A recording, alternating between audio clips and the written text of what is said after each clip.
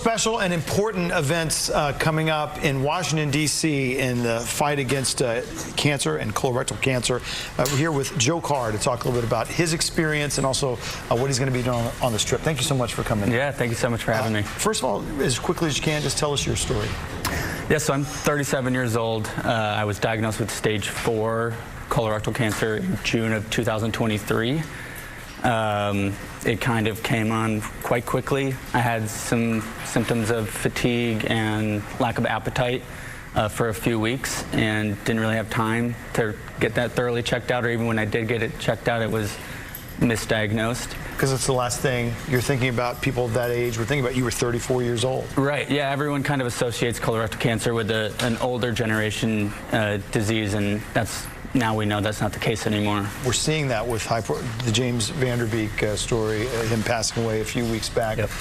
So it's more in the headlines than maybe it had been, but still people are lagging behind in terms of completely getting out that awareness and also making it possible for insurance to pay for some of these testing and some of these other things. Yeah, definitely. I mean, so the numbers we're seeing with the amount of deaths that's being caused by colorectal cancer under the age of 50 was expected by 2030. So we're 4 years ahead of where they thought it would be. So it's happening so quickly. Yeah, insurance is a tough part. If right now the colonoscopy age has been reduced from 50 to 45 over the last few years. So if you are 45 and go get your colonoscopy. Yeah. If you're under 45, you really need to pay attention to your body and look for the symptoms. So things like blood in your stool is a big one, change in your bowel movements, a regular shape, unexpected weight loss that kind of comes on quickly, loss of appetite, fatigue. Those are the things that need to raise alarms, and then you can go in and talk to a primary care doctor to get referred to a GI doctor, or take a at-home blood test or stool test and use that information to go in and... Yeah, when we talk about colorectal cancer, though, if you're just regular with your screenings and get those precancerous polyps, it's Dr. Kumar, who comes on our show, he always says this is not a treatable cancer, it's preventable. Correct. On the front end. So it's just so important to get that out there. To that end, you're going to be going up to Washington, D.C. for 2 different events, one on Sunday, one on Tuesday. What's going to be going on? So Sunday is the first part. It's through an organization called Fight CRC. My wife and I got nominated to be ambassadors this year, which is really exciting. Congratulations to that. Thank you. So on Sunday, there'll be hundreds of us. We will plant blue flags on the Capitol lawn. We're going to plant 27,400 flags, which is the representative number of the amount of people diagnosed under the age of 50.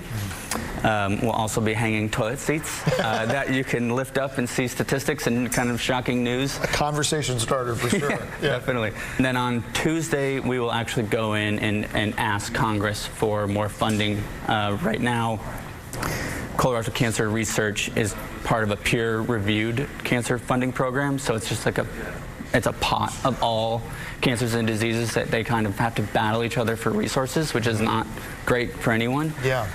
So the Department of Defense has dedicated federal programs for cancers.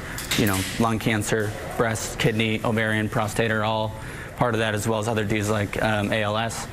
But colorectal cancer is not part of that yet. Okay. And as the #1 killer in under 50 and the #2 killer overall of cancer-related deaths, it's wildly important that we get that. It is, and changing that we know that would make a difference in treatments and developments as we work toward ultimately to that cure. Yeah, absolutely. So it's such important work you're doing. How are you feeling? How are you doing right now? I'm feeling great. You know, I've been on chemo for almost 2.5 years. I'm on a clinical trial at MD Anderson right now, thanks to research.